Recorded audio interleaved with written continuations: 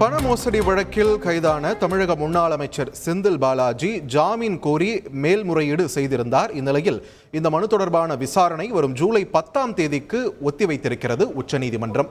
இது தொடர்பான முக்கிய செய்தியை நாம் பார்த்து வருகிறோம். தொடர்ந்து கூடுதல் விவரங்களை செய்தியாளர் வெங்கடேசன் வழங்க இணைகிறார். Venkatesan, over to you. வணக்கம். தமிழ்நாடு போக்குவரத்து துறையில் வேலை வாங்கி தருவதான பண மோசடி விவகாரம் தொடர்பாக அமலாக்கத்துறை பதிவு செய்த வழக்கில் முன்னாள் அமைச்சர் செந்தில் பாலாஜியை கடந்த ஜூன் மாதம் 14ஆம் தேதி கைது செய்தது. இந்த வழக்கில் செந்தில் பாலாஜியின் சார்பில் வழக்கறிஞர் ராம்சங்கர் தாக்கல் செய்த மேல்முறையீடு மனுவை உச்சநீதிமன்ற நீதிபதிகள் அபய் எஸ் ஓகா, உஜ்ஜல் பேன் ஆகியோர் அடங்கிய அமர்வு விசாரித்து வருகிறது.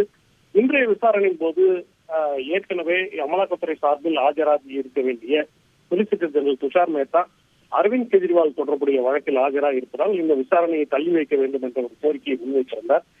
இதற்கு செந்தில் பாலாஜி தரப்பில் ஆட்சேபம் தெரிவிக்கப்பட்டது.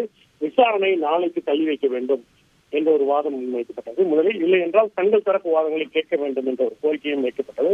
இந்த கோரிக்கையை உச்சநீதிமன்றம் நிராகரித்துள்ளது. குறிப்பாக அமலாக்கத்துறையின் வாதங்களை கேட்காமல் இதில் எவ்வித முடிவையும் எடுக்க முடியாது என தெரிவித்த உச்சநீதிமன்றம் இது தொடர்பான விசாரணையை ஜூலை 10ஆம் தேதி, அதாவது உச்சநீதிமன்றத்தின் கோடை விடுமுறைக்கு பிறகு ஜூலை 10ஆம் தேதிக்கு இந்த மேல்முறையீடு மனுவை மீண்டும் விசாரணைக்கு எடுத்துக் கொள்வதாக தெரிவித்துள்ளது.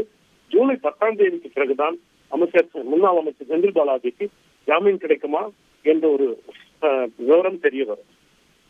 வெங்கடேசன், உங்கள் விரிவான தகவல்களுக்கு. செய்திகளை உடனுக்குடன் தெரிந்து கொள்ள உடனே சப்ஸ்கிரைப் பண்ணுங்க.